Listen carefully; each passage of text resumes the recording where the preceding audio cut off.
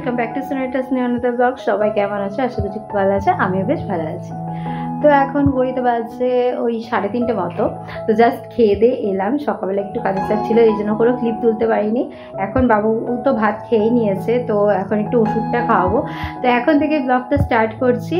আর এখন থেকে রাত পর্যন্ত আর্যকে কীভাবে কেয়ার নিচ্ছি আর ওর জন্য নতুন কী কী জিনিস বানাচ্ছি, তো সবটাই আজকে ব্লগে থাকবে। যদি ভিডিওটা ভালো লেগে থাকে তাহলে অবশ্যই লাইক কমেন্ট শেয়ার, আর যারা নতুন আছে তারা চ্যানেলটা প্লিজ সাবস্ক্রাইব করে দিও। তো চলো ভিডিওটা স্টার্ট করা যাক। তো আমাদের প্রত্যেক দিন দুপুরে খাওয়া দাওয়া করতে করতে 2:30 থেকে 3টে মতো বেজেই যায়। তো ততক্ষণে যদি ছেলেকে খাওয়ানো হয়ে যায় তো আমার বড় একটা কাজ হয়ে যায়। আর যদি সেই 1:30 থেকে 2টোর মধ্যে ছেলেকে না খাওয়ানো হয়, সত্যি একটা বিশাল বড় কাজ কিন্তু রয়েই যায়। তাই আমি বেশিরভাগ দিন, মানে 90% দিন আমি চেষ্টা করি ওই 1:30 থেকে 2টোর মধ্যে খাইয়ে দেওয়ার। তো তারপরে পুচকু একটু ঘুম দিয়ে নেয়, আর তারপরেই কিন্তু আমি ওকে এই যে পাউডার আর টিপটা পরিয়ে দিই। স্নানের সাথে সাথেই পরাই না, কারণ গায়ে যেহেতু তেল মাখানো থাকে, তো অয়েল স্কিনের টিপটা দিতে একটুখানি সমস্যা হয়। তো স্নান করানোর পরে এসেই না আমি সাথে সাথে পাউডারও কিন্তু মাখাই না, একটু ফ্যানের হাওয়াতে শুকিয়ে নিই। তারপরে ও ঘুমটুম দিয়ে উঠলে পরে তারপরে একটু সাজুগুজু করে, মানে ওই বিকেলবেলাটা যখন একটু বেরু করতে যাই তখন কিন্তু একবারে ওকে সাজিয়ে দিই। আর তোমরা তো জানোই আর্য বেরু করতে কতটা ভালোবাসে। মানে বেশিরভাগ দিনই কিন্তু ও হয় দাদু নয় ঠাম্মা, আর ওই বাড়িতে থাকলে আমার মা বাবা, কখনো আমার সাথেও কিন্তু বাইরে বেড়াতে যাই। তো মশাই বেরু করে আসার পর ওকে ওষুধটা খাইয়ে দিচ্ছি। তোমরা আমাকে একজন কমেন্ট করেছিলে যে আর্য ছোট থেকে কি কি ওষুধ খায়। আমি অনেকবার ভিডিওতে বলেছি, আজকে আবারও বলে দিচ্ছি। আর্য ছোটোর থেকে ভিটামিন, আয়রন আর ক্যালসিয়াম এই 3টে ওষুধ কিন্তু রেগুলার খাচ্ছে। অনেক দিন পর ছাদে উঠলাম, আমাদের এই বাড়ির ছাদে। অনেক দিন হয়ে গেছে, মানে প্রায় কি বলবো 1-1.5 বছর তো হয়েই গেছে। ওই বাড়িতে বেশি ছিলাম, আর এই জাস্ট এলাম। আর এমনিও ছাদের চাবি পাওয়া যাচ্ছিল না।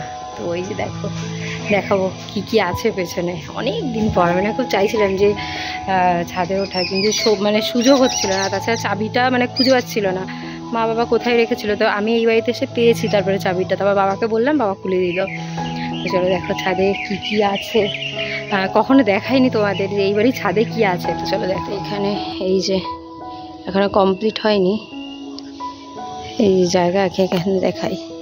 এখানে আছে ট্যাঙ্কি, আর এই যে এগুলো রুম হবে, বেডরুম।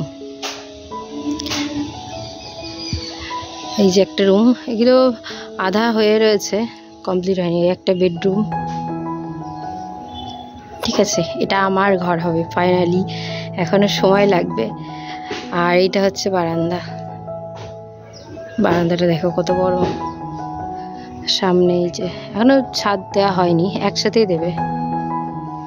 সামনে এরকম মানে ওপেন রাখবে, তার জন্য এই জায়গাটা রেলিং দেবে জাস্ট, ওরকম প্ল্যান আছে। আর এইটা হবে আমার ঘর, আমার পার্সোনাল রুম ওপরে।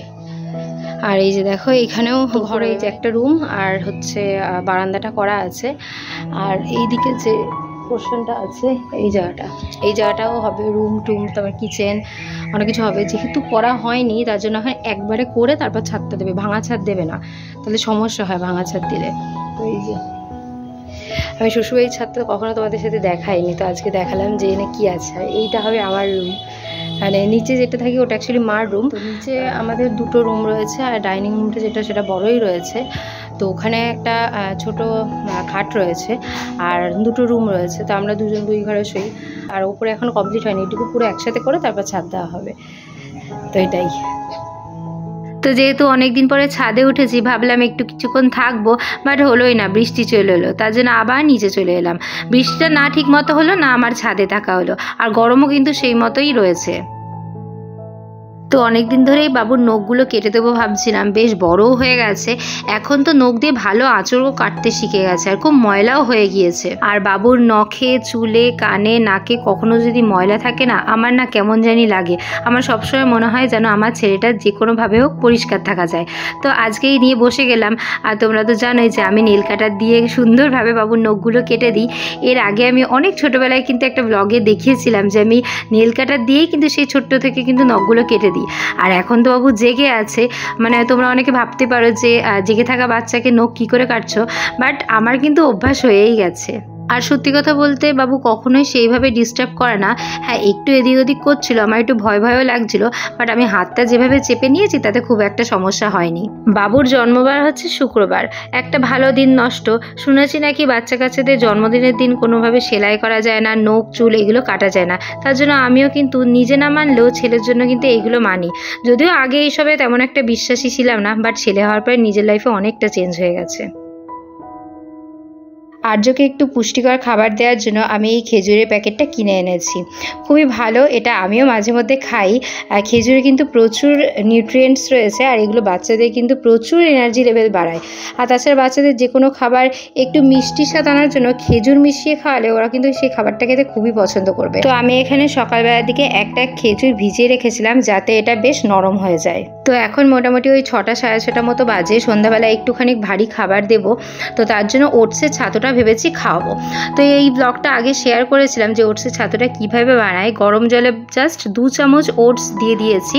তো এটাকে ভালোভাবে নেড়ে নিলেই কিন্তু ওটসের ছাতু রেডি। তো আমি বেশ কয়েকদিন ধরে ওটসের ছাতুটা খাওয়াচ্ছিলাম, এখন এটাকে একটু মজাদার বানানোর জন্য খেজুর অ্যাড করব। আর বলেইছি খেজুরে কিন্তু প্রচুর এনার্জি লেভেল বাড়ায় বাচ্চাদের। তো আর্য যেহেতু ছোট, তাই খেজুরটা তো আর কামড়ে খেতে পারবে না, তার জন্য খেজুরটাকেও আমি ভালো করে ম্যাশ করে নেব। তো প্রথম যেহেতু আমি এটাকে ম্যাশ করছি, তো ভালোভাবে করতে পারিনি। তো দেখো আমি মোটামুটি ছাঁকনিতে একটুখানি ম্যাশ করে নিচ্ছি যাতে খেজুরের পাল্পটা বেরিয়ে যায়। তো অনেক কষ্টে আমি ভালোভাবে চামচ দিয়ে নেড়ে চেড়ে অল্প একটু পাল্প পেয়েছি। তো বাকিটা অনেকটাই শক্ত রয়েছিল, নেক্সট টাইম আরও ভালোভাবে এটার পাল্প বার করার আইডিয়া ভাববো। তো আপাতত কিন্তু আজকে আমার এইটুকু পাল্পেই হয়ে যাবে। তো এদিকে ওটসটাও কিন্তু গরম গরম রেডি হয়ে গেছে, বেশ কিন্তু ঘন ঘনই করে নামিয়েছি। তো এর মধ্যে কিন্তু খেজুরের পাল্পটা মিশিয়ে দেবো, তাতে কিন্তু খাবারটা কিন্তু বেশ টেস্টি হয়েছে। আমি কিন্তু নিজেও একটুখানি টেস্ট করে দেখেছি। তোমরা সবাই জানো যে আর্যকে খাওয়ানোর আগে আমি সবার আগে ওর খাবার বা ওষুধ যে কোনো জিনিস আমি টেস্ট করি। তো এই যে দেখো ভালোভাবে মিশিয়ে নিচ্ছি, এবার এটাকে আর্যকে খাওয়াবো।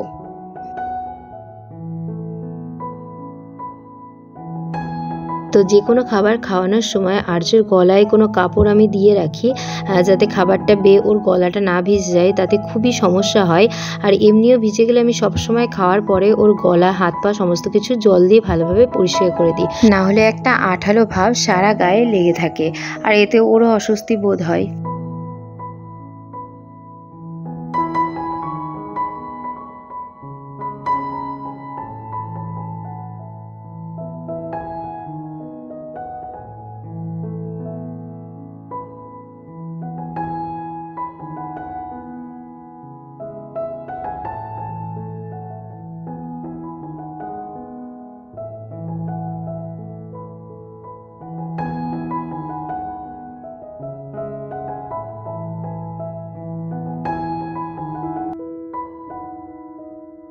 তো ছোট থেকে আর্যর জন্য অনেক রকম ডাইপারই আমি ইউজ করেছি, সেইটারই রিভিউ আজকের ব্লগে শেয়ার করব। তো এই যে দেখো আমি ওর জন্য টেডি ইউজ করেছি, প্যাম্পার্স, আর এখন নতুন যেটা আনা হয়েছে সেটা হচ্ছে ম্যামি পোকো প্যান্টস। তো চলো এক এক করে আমি এই রিভিউটা দিয়ে দিই। আর আর্যর জন্য কিন্তু আমি এখন লার্জ সাইজটা ইউজ করছি। তো আমি এখানে প্যাম্পার্সে একটা ডাইপার আর মেমি পোকো প্যান্টসে একটা ডাইপার নিয়ে নিয়েছি। তো চলো প্রথমে প্যাম্পার্স ডাইপারটা একটুখানি ভালোভাবে দেখিয়ে নিই। তো এটা হচ্ছে ফ্রন্ট সাইড আর এটা হচ্ছে ব্যাক সাইড। আর সবথেকে মজাদার ব্যাপার হচ্ছে সাইডে একটা এক্সট্রা লেয়ার রয়েছে, যাতে সাথে কোনো লিকেজের টেনশানই নেই। আর খুবই সফট এটা, আর এতে রয়েছে হচ্ছে অ্যালোভেরা, যা বাচ্চাদের স্কিনের পক্ষে খুবই ভালো, আর কোনো রকম র্যাশ হয় না। আর যেটা মেমি পোকো প্যান্টস রয়েছে, এই পোকো প্যান্টসটা কিন্তু আমার সবথেকে বেশি ফেভারিট। আর এর সাইডেও কিন্তু একটা এক্সট্রা লেয়ার রয়েছে, যেটার জন্য আমার সবথেকে বেশি ভালো লাগে। আর ম্যামি পোকো প্যান্টসে রয়েছে কোকোনাট অয়েল, তাই এটা ইউজ করলে কিন্তু বাচ্চার স্কিনে কোনো র্যাশ হওয়ার সম্ভাবনাই নেই। তো তোমরা এই দুটোর মধ্যে যে কোনো একটা ইউজ করতে পারো। আমি এতদিন প্যাম্পার্সের ডাইপার ইউজ করতাম, বাট ম্যামি পোকো প্যান্টস আসার পরে আমার মনে হয় এটা একটু বেশি ভালো। আমি এখানে দুটো ডাইপারই পরিয়ে দুটো ডিফারেন্সটা একটুখানি বুঝিয়ে দিচ্ছি। তো এটা আমি পরিয়েছি ম্যামি পোকো প্যান্টস। আমার মনে হয় যে ম্যামি পোকো প্যান্টসটা একটুখানি বড়, মানে দুটোরই size same, but MamyPoko প্যান্টসটার সাইজ একটু বেশি বড়, আর এটা কিন্তু নাইটে বেশিক্ষণ স্টে করবে। তো তোমরা নির্দ্বিধায় দুটোই নিতে পারো, জাস্ট দেখে নাও যে দুটোর মধ্যে ডিফারেন্সটা কি আছে।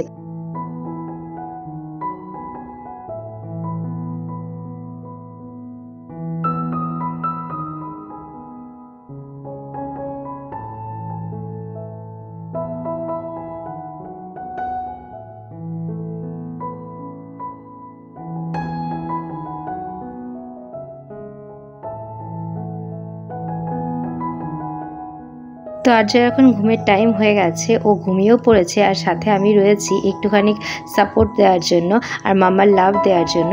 আর তোমাদেরকে আজকে একটা টিপস দেবো যে গরমে বাচ্চাদের কিন্তু বেশি ডাইপার না পরানোই ভালো। তো চলো আজকের মতো এখানেই শেষ করছি, দেখা হচ্ছে পরের ব্লগে।